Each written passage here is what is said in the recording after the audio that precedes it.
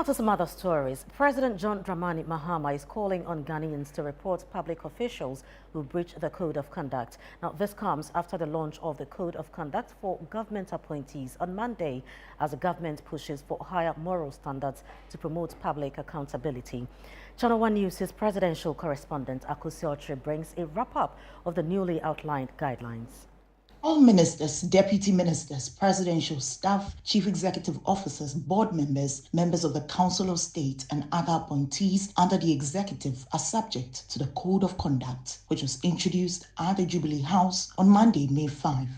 The president and the vice president are also covered by the code. The president, in his 120-day social contract, promised to introduce the document as a guide for public officials to ensure responsibility in what he describes as his legacy term. The code prohibits appointees from accepting gifts or favors from individuals or organizations with an interest. While gift giving is culturally accepted in Ghana, the president says there must now be clear moral boundaries.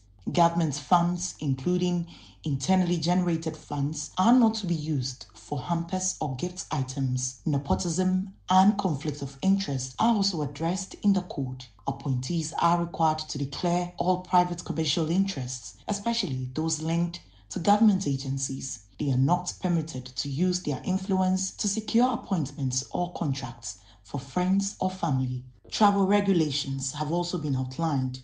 Any travel outside Ghana, whether official or personal, must receive prior approval from the Chief of Staff. Ministerial travel. All official or unofficial travel outside Ghana must receive, and the word is prior approval, from the Chief of Staff's office.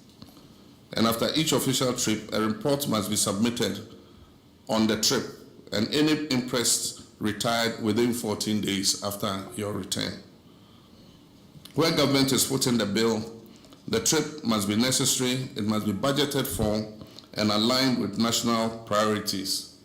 Retroactive approvals will no longer be entertained. One of the critical elements of the code is the ban on purchasing state assets, a commitment separately made in the 120-day social contract, with political appointees barred from directly or indirectly acquiring any type of government property. No political appointee under this administration is permitted to purchase state assets, whether land, vehicles, shares, or buildings, directly or indirectly.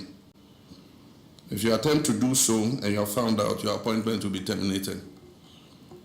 We are here to protect the national interest, not to help ourselves to the national purse. Additionally, public officials are to avoid offensive or provocative language or conduct, ensure there is value for money in all government expenditures by promoting efficiency, reducing waste, and spending responsibly. Also, no minister shall endorse any product or service on television or other media except when appearing in party political advertisements or announcements.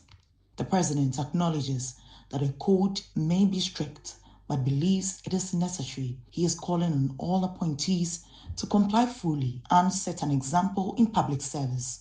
To support enforcement, the government plans to launch a portal that would allow citizens to report breaches confidentially. A portal will be created for the public to report suspected breaches with guarantees of confidentiality and impartial investigation.